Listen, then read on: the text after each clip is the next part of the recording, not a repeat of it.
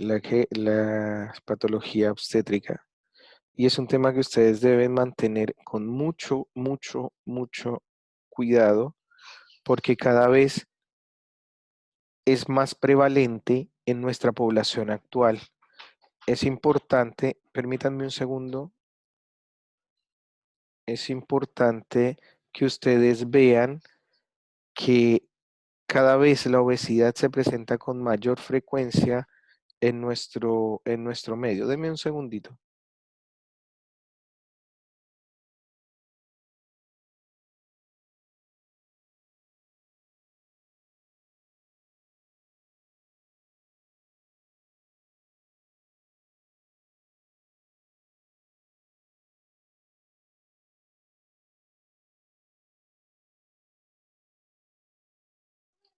Bien, entonces es súper importante que ustedes tengan claro como profesionales de la medicina que tanto la obesidad como el síndrome hipertensivo, como el síndrome metabólico en general, están tomando un espacio muy grande en nuestra población general.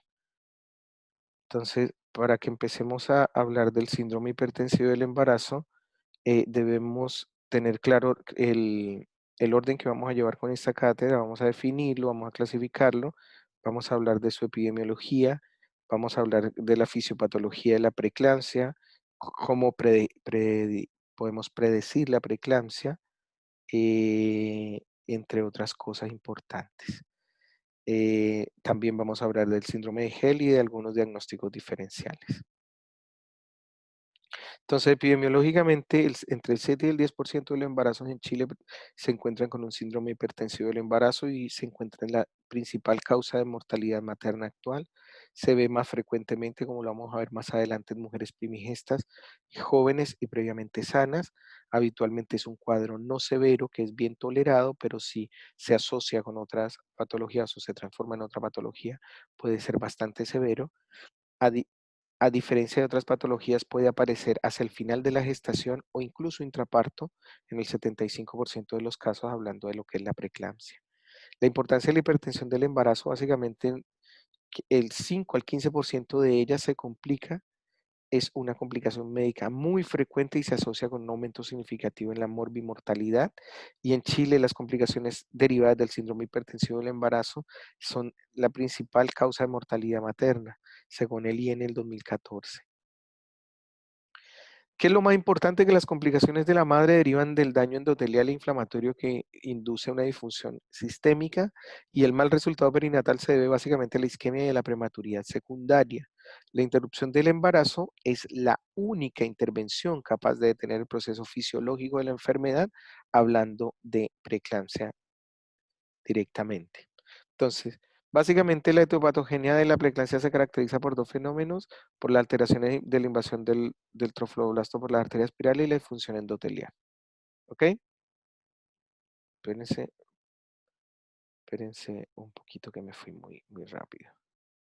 Entonces, básicamente, si nosotros queremos hablar de la preeclampsia como tal, porque aquí me salté un poco en el orden de tenemos que pensar que la etiología de esta enfermedad, porque después vamos a ver la clasificación global, pero me interesa explicarles inicialmente, por si no nos alcanza el tiempo, que la preeclampsia se debe directamente a la alteración en la invasión del trofoblasto de las arterias espirales y la disfunción endotelial secundaria. ¿Se acuerdan que habíamos hablado de la manguera de bomberos y de la manguera de jardín? Ese es el símil que se genera en esto. Las mujeres tienen que transformar sus arterias en mangueras de bombero para que el flujo que aporte la madre hacia el feto sea un flujo continuo y abundante. Básicamente tenemos que, antes de hablar de fisiopatología, debemos recordar los cambios normales propios del embarazo. Recuerden que a nivel cardiovascular hay un aumento del volumen, hay hemodilución fisiológica, disminuye la presión arterial en los 2 primeros trimestres, hay aumento del gasto cardíaco y disminución de la resistencia vascular sistémica, refractariedad vascular a los vasoconstrictores y predominancia biológica de los vasodilatadores. Hay un aumento de la filtración glomerular, hay una anemia fisiológica dilucional, y en el territorio uteroplacentario también hay una invasión trofoblástica por parte de a nivel de las arterias espirales en el plato basal de la placenta y en el lecho placentario del útero. ¿Ok? Esta transformación fisiológica se establece cambiando una circulación de alta resistencia a una de baja resistencia. Entonces, básicamente, estos sistemas de contrarregulación de la presión arterial se ven alterados, es decir, el sistema adrenérgino, el sistema de renina, angiotensina, aldosterona, el del tromboxano adosil de la endotelina, y empiezan a predominar otras cosas en contraproducción directa, como las calicreínas, las prostaglandinas y el óxido nítrico. Básicamente es una enfermedad de teorías, porque no se ha logrado dilucidar de forma exacta, con precisión, qué es lo que genera el problema. Hay una invasión incompleta del trofoblasto que genera un aumento de los factores hipertensores mediados por daño endotelial. Eso desencadena una isquemia indirecta a nivel de la unión uteroplacentaria, que se va a ver reflejada con desnutrición fetal, abruptio de placenta o desprendimiento prematuro de placenta, parto prematuro y obviamente la preeclampsia.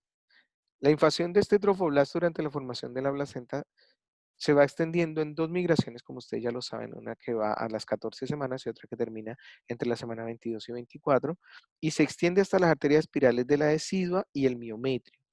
Lo que hace es reemplazar la túnica media e íntima y la convierte en un territorio de baja resistencia. Este fenómeno se acompaña de una elevación importante en la producción de sustancias vasodilatadoras como la prostaciclina y el óxido nítrico, los que ejercen su acción a nivel local y también a nivel sistémico. Ustedes saben que el órgano más grande del cuerpo es el endotelio.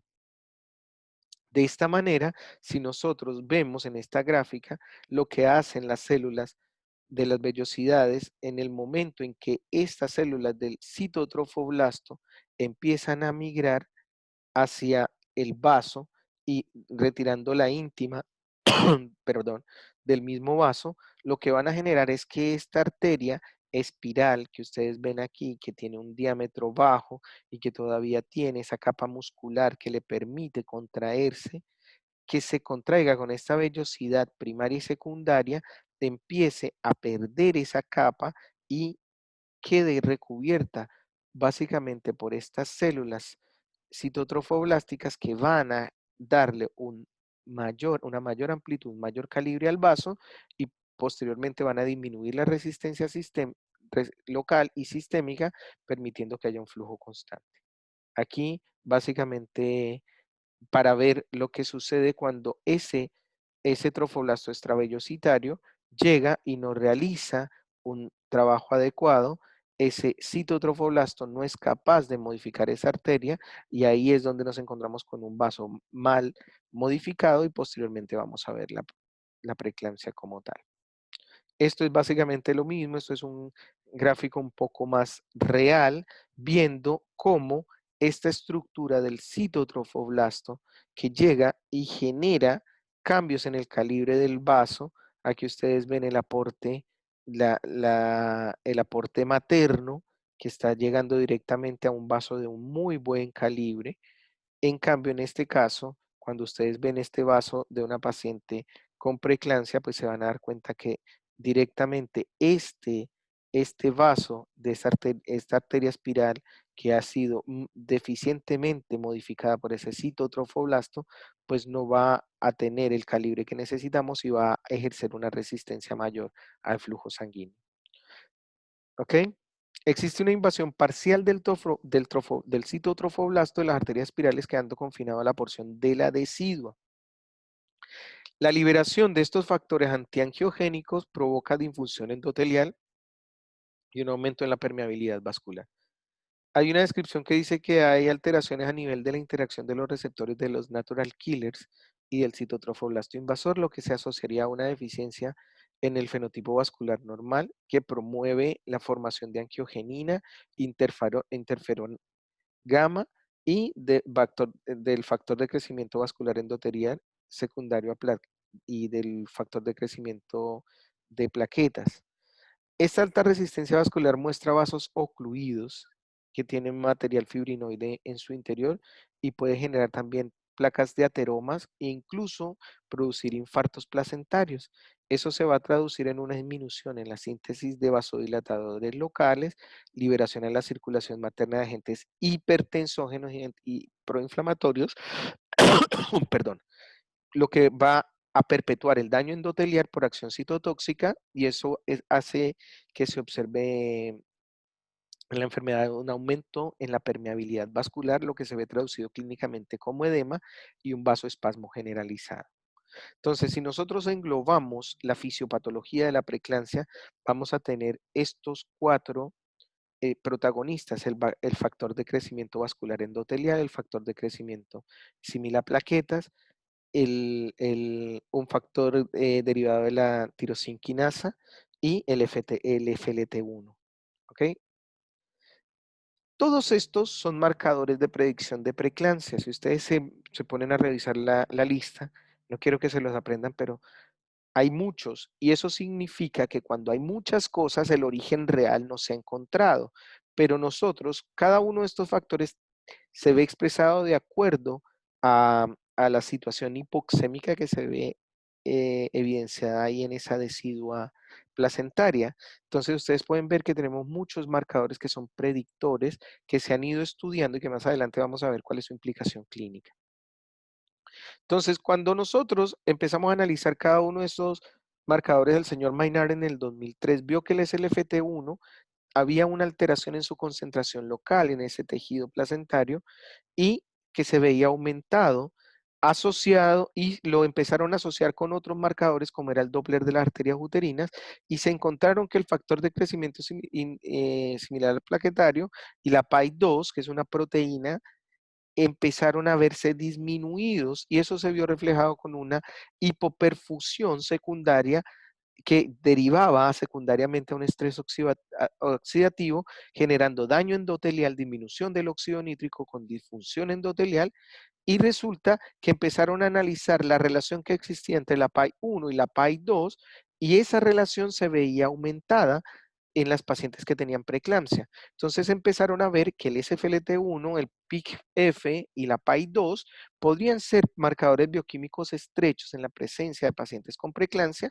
y que podrían ser aún más importantes si se asociaban con la presencia de un Doppler de arteria uterina alterado.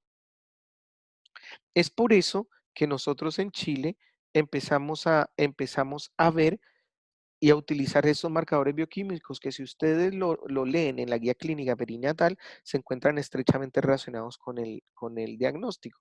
Si bien es cierto, no son de uso obligatorio porque nosotros en la atención pública no contamos con los recursos suficientes, sí se pueden pedir y están a la mano en cualquier entidad para que si ustedes necesitan hacer un estudio a una paciente en la que están sospechando preeclampsia, lo puedan hacer.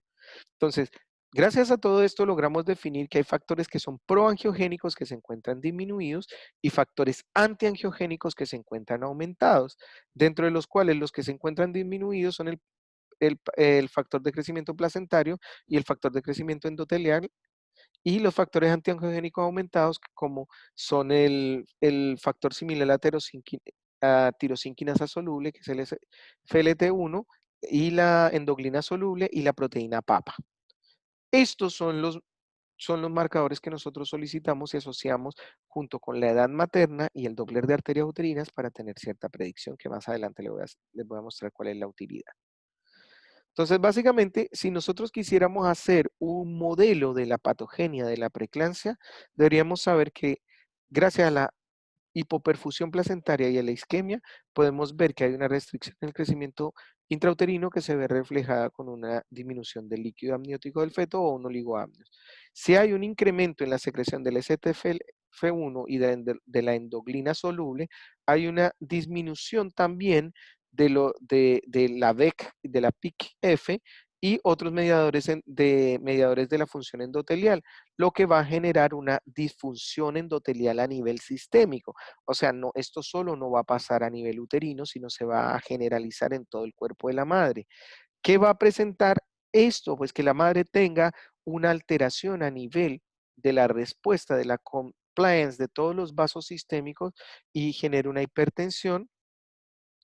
Además que haya cierta permeabilidad vascular que va a generar edema y posteriormente ese edema que se ve se ve instaurado en todos los órganos del cuerpo, llámese hígado, riñón y cerebro, va a generar alteraciones en la función hepática, lo que nos puede generar disminución de la producción proteica y nos va a perpetuar tanto el edema, nos va a generar daño a nivel del glomérulo renal, lo que nos va a producir también hemólisis, algún tipo de glomerulopatía, cambios a nivel del sensorio que se ven explicados por cefalea intensa, fotopsias, tinnitus, confusión mental, después alteraciones en la función renal global y daños a nivel hepático. O sea, como ustedes ven, el síndrome hipertensivo del embarazo, cuando hablamos de preeclampsia, estamos hablando de un complejo multisistémico. Entonces, para eso nosotros debemos ver que existe una cadena de acontecimientos que van a perpetuar y explican el aumento de la morbimortalidad. Si hay una disminución del flujo placentario, podemos ver ya sea en el lecho placentario, en el espacio intervelloso o en el plato corial, vamos a claramente tener una preeclampsia, una restricción del crecimiento fetal. Indiscutiblemente nos vamos a ver enfrentados a un parto prematuro o a un desprendimiento prematuro de placenta normoinserta, lo que directamente se ve reflejado en el outcome importante que es la morbimortalidad de la paciente. Hay factores de riesgo asociados a hipertensión en el embarazo que yo sé que ustedes manejan, pero quiero que los recuerden, que son la nuliparidad, la enfermedad renal crónica, la diabetes mellitus, la edad avanzada, enfermedades autoinmunes, embarazo múltiple y el nivel socioeconómico bajo. También está directamente y estrechamente relacionado a la obesidad, la historia familiar de preeclampsia, la inmunización RH, la hipertensión esencial, el periodo intergenésico alto o la enfermedad trofoblástica gestacional o otros síndromes dentro de los más importantes del síndrome de anticuerpo antifosfolipídico. ¿Por qué les hablé primero de preeclampsia y no hablé de la clasificación? Porque probablemente no terminemos hoy la charla de síndrome hipertensivo del embarazo, pero la evaluación sí o sí se realiza el día lunes. Entonces, si no terminamos el tema el día de hoy, ustedes revisan la presentación que está en la plataforma y damos el tema por realizado. Ahora bien, para hablar de la clasificación de los síndromes hipertensivos del embarazo, podemos ver 4 aristas importantes: la preeclampsia, eclampsia, la hipertensión arterial crónica, la hipertensión arterial crónica más preeclampsia sobreagregada y la hipertensión gestacional. El síndrome hipertensivo del embarazo en global es el 10% de los embarazos y de esto el 5 al 8% termina siendo una preeclampsia. Y de este 5 a 8%, entre el 0.5 y el 1% terminan haciendo una preeclampsia severa, dentro de las cuales tenemos una preeclampsia precoz o una preeclampsia tardía, que son causas importantes de morbimortalidad materna y perinatal. Entonces, ¿cómo definimos nosotros preeclampsia? Perdón, síndrome hipertensivo del embarazo, no preeclampsia. Presión arterial mayor, sistólica mayor a 140 milímetros de mercurio en 2 tomas. Presión arterial diastólica mayor a 90 milímetros de mercurio en 2 tomas. Una presión arterial media mayor a 105 milímetros de mercurio. Una presión arterial mayor o igual a 160-110 independiente que sea en una toma. O una hipertensión arterial en rango menor que esté asociada a proteinuria. Una paciente que tenga una historia previa confiable de hipertensión crónica. ¿Ok? Eso es un síndrome hipertensivo. Esta es la definición de un síndrome hipertensivo. Ahora vamos a definir preeclampsia. La preeclampsia se define como la hipertensión más proteinuria mayor a 300 miligramos en orina de 24 horas. Ojo, estoy diciendo definición. Aún hoy, el gold estándar para el diagnóstico de preeclampsia es la proteinuria en 24 horas. ¿Ok?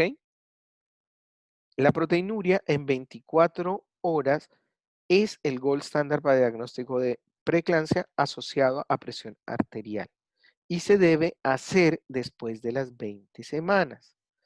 En ausencia de proteinuria, se debe sospechar si hay o no presencia de alguno de los siguientes síntomas.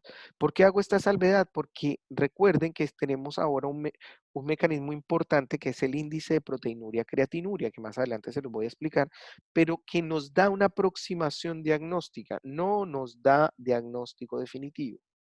Entonces, si ustedes tienen una paciente hipertensa que aparte de la proteinuria en 24 horas, que probablemente no les da, no es mayor a 300, pero tiene cefalea, epigastralgia, visión borrosa, trombocitopenia, elevación de las enzimas hepáticas, obviamente que están enfrentados a una preeclampsia. También si tiene una enfermedad propia de la segunda mitad del embarazo, si saben que la paciente tiene 24 o 26 semanas, no piensen en otra cosa. Y recuerden que esta enfermedad afecta principalmente a las pacientes primigestas. Hay dos, nosotros para tratar la preeclampsia debemos situarnos en dos partes. La preeclampsia que es menor a 34 semanas, o decir la preeclampsia precoz, y la que es mayor a las 34 semanas, que es la preeclampsia tardía. ¿Ok? Estas pacientes que tienen una preeclampsia precoz tienen muy arraigados los defectos de la placentación, es decir, tienen una hipoperfusión placentaria y se van a ver muy estrechamente relacionadas con restricción del crecimiento fetal y con parto prematuro, porque a estas pacientes muy probablemente las vamos a interrumpir antes. Las pacientes que tienen preeclampsias tardías, es decir, las que tienen, la expresan después de la semana 34, básicamente son las que se asocian a factores maternos como tabaquismo, obesidad, hipertensión arterial crónica, etcétera, etcétera, etcétera, y no se ven tan relacionadas con el retardo del crecimiento fetal, son las que la desarrollan posteriormente.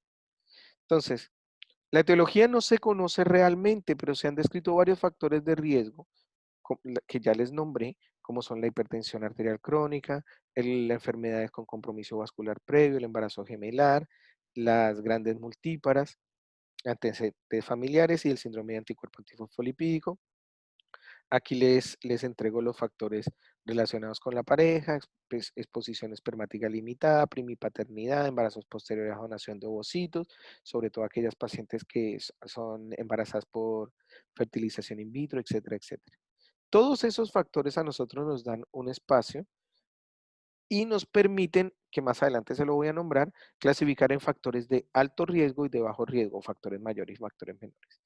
Para clasificar la preeclampsia en preeclampsia moderada y severa, nosotros debemos ver cuáles son sus criterios, porque ustedes saben y deben imaginarse que si el daño lo está haciendo la paciente a nivel citotrofoblástico, pues la mejor forma de resolver ese daño es generando una, un término de este citotrofoblasto, es decir, interrumpiendo el embarazo. Entonces, para saber que una preeclampsia es severa, debemos tener una presión arterial mayor a 160 y una diastólica mayor a 110, que haya un compromiso neurológico, ya sea cefalea, tinnitus, fotopsia, escotoma, amaurosis, etcétera, etcétera, etcétera, que tengamos una proteinuria mayor a 5 gramos en 24 horas o una creatinina mayor a 1.2, que tengamos epigastralgia, edema agudo de pulmón anasarca y compromiso fetal. ¿Ok? Ya con eso clasificamos a nuestra preeclampsia como una preeclampsia severa. Aquí en este cuadrito van a ver lo mismo que les acabo de mostrar, con la diferencia que les cuantifique la diuresis en 24 horas. En la preeclampsia severa claramente estamos viendo una paciente oligúrica con un edema generalizado, con compromiso neurológico y microangiopático y empieza a haber compromiso de la escala hepática. Ya la eclampsia, para llamarla por su nombre, es la forma severa de la preeclampsia. Es una condición que pone en riesgo la vida de la madre y del feto, generada por un daño endotelial o un vasoespasmo que provoca cuadro convulsivo secundario, alteraciones en la permeabilidad y la conducción neuronal, con ausencia de una patología neurológica previa. El manejo actual de la preeclampsia ha logrado disminuir notablemente la presencia de eclampsia y existen algunos signos y síntomas premonitorios que en el 50% de los casos lo podemos encontrar y nos permiten descartar o afirmar que una paciente puede llegar a una eclampsia, dentro de los cuales está la cefalea intensa, la exaltación de los reflejos osteotendíneos, los cambios en el estado de conciencia y la epigastralgia. Si ustedes tienen una paciente con un síndrome hipertensivo del embarazo que presente cefalea, reflejos exaltados, cambio en el estado de conciencia y epigastralgia, están frente a una paciente que muy pronto va a hacer una eclampsia. La hipertensión crónica es considerada aquellas pacientes que tienen un antecedente de hipertensión antes del embarazo o se detecta la hipertensión antes de la semana 20. Si tiene 20 semanas y 2 días, ya no es hipertensa crónica. Estas pacientes son las que permanecen hipertensas luego del puerperio después de 6 semanas. Es decir, son aquellas pacientes que se embarazaron siendo hipertensas o ustedes no sabían y le descubrieron la hipertensión antes de la semana 20. El 90% de estas pacientes tiene una hipertensión arterial crónica primaria o esencial y esta hipertensión surge sin una causa específica identificable, ¿ok? La hipertensión arterial secundaria, bueno, básicamente ustedes ya lo conocen, eso en medicina interna yo creo que están cansados de hablarlo, es de causa conocida y son más frecuentes por enfermedades renales, renovasculares, autoinmunes, endocrinas, feocromocitoma, coartación aórtica, etcétera. Estas pacientes son de mayor riesgo porque tienen una patología de base y un compromiso sistémico importante. Entonces, a estas pacientes debemos tener un estudio multidisciplinario para que observemos cuál es el compromiso de órgano blanco que tiene. Ahora bien, nos encontramos enfrentados a pacientes con hipertensión crónica más preeclampsia sobreagregada. Son aquellas pacientes que la preeclampsia aparece previo al diagnóstico de hipertensión arterial. Habitualmente son más tardías que las preeclampsias de implantación precoz.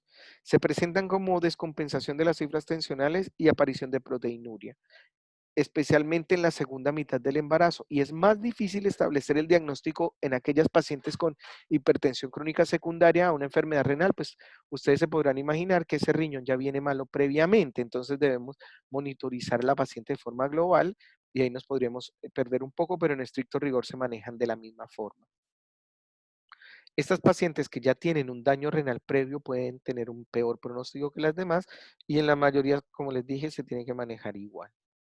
La hipertensión gestacional, mientras tanto, se desarrolla básicamente sin proteinuria y básicamente durante la segunda mitad del embarazo, es decir, después de las 30 semanas podemos ver hipertensión gestacional, idealmente después del tercer trimestre y en pacientes que han sido normotensas previamente. Esta paciente con hipertensión gestacional puede evolucionar a una preeclampsia, claramente, si es que aparece antes de las 30 semanas, pero puede desaparecer perfectamente durante el puerperio, es decir, lo que conocemos como hipertensión transitoria, y de persistir después de la sexta semana del puerperio la clasificamos como una hipertensa crónica. La hipertensión gestacional en su forma pura no se asocia a un aumento de la morbimortalidad perinatal ni a disminución del peso de los recién nacidos, porque básicamente es un problema propio materno y no tiene nada que ver con la placentación. Básicamente se maneja como un embarazo normal, obviamente manteniendo cifras tensionales ad hoc, y si no presenta una evolución previa a preeclampsia, pues se puede empezar a pensar en el parto al término. Básicamente un 30% tiene riesgo de desarrollar una presión alta en el futuro. Entonces, ¿cómo hacemos nosotros la percepción clínica de los síndromes hipertensivos del embarazo?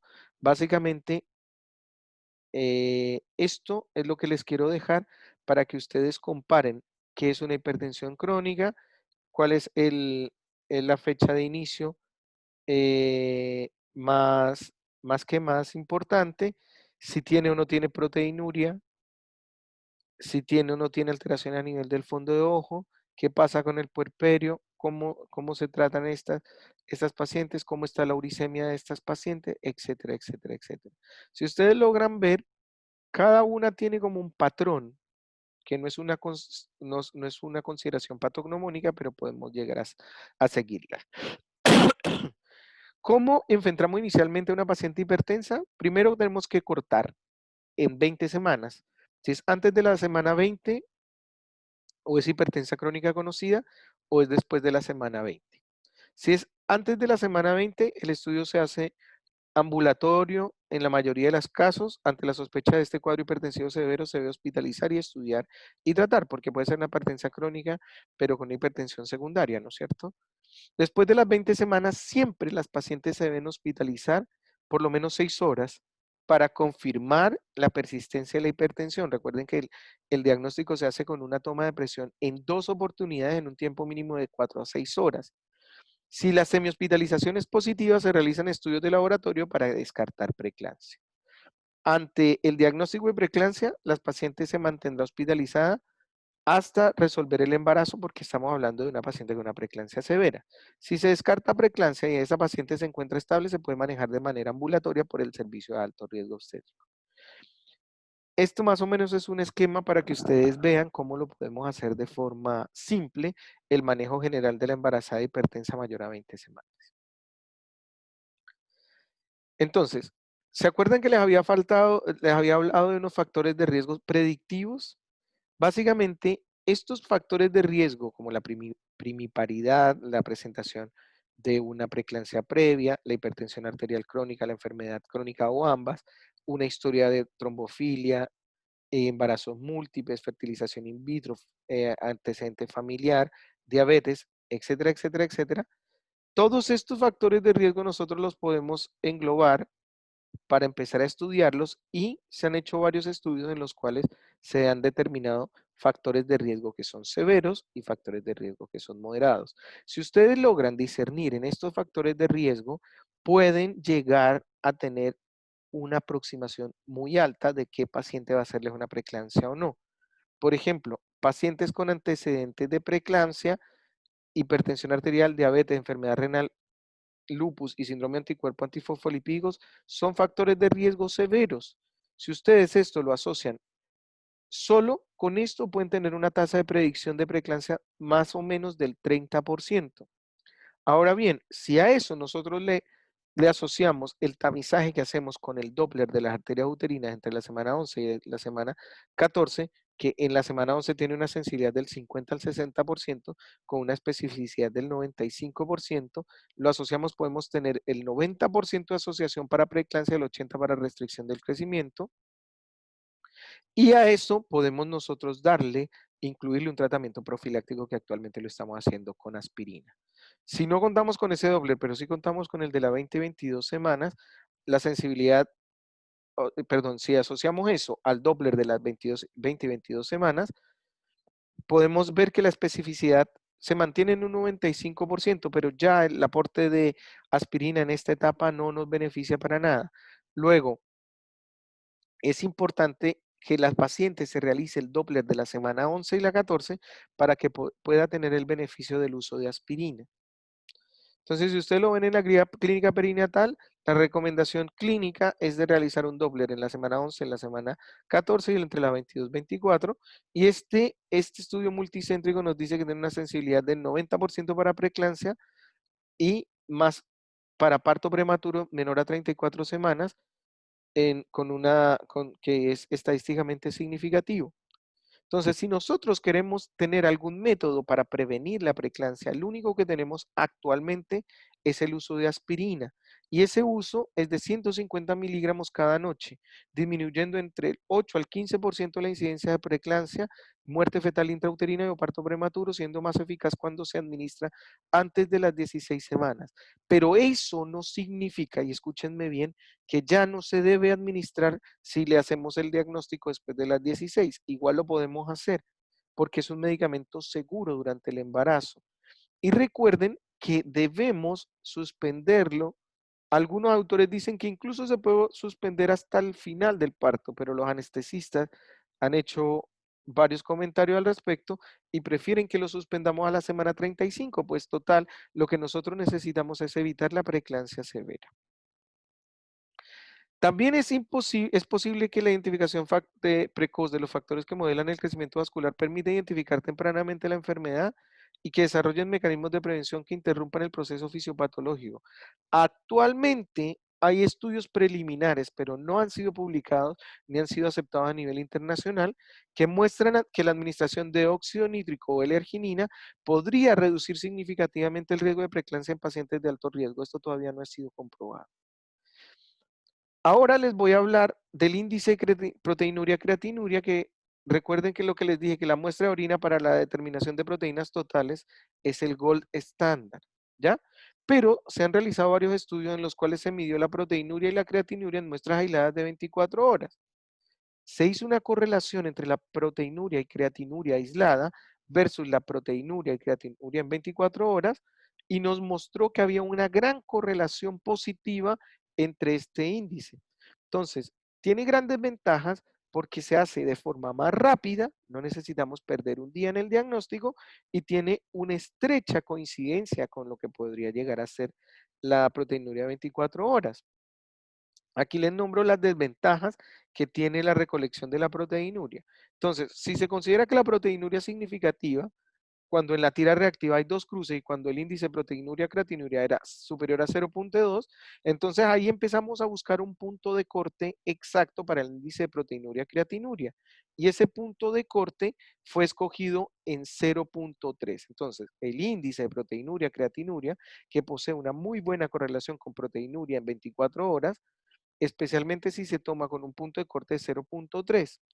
Es decir, actualmente lo estamos utilizando como predictor, más no como diagnóstico, pero faltan algunos estudios que nos ayuden a internacionalizarlo y hacerlo, pero es bastante útil. Bueno, doctores, en este momento nos queda básicamente 2 minutos de la charla.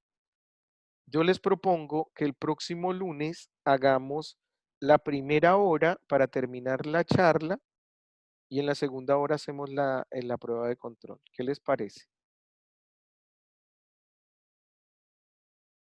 ¿Están ahí? ¿O estoy hablando solo? Sí, nos parece Sí, bien, también me doctor. parece bien.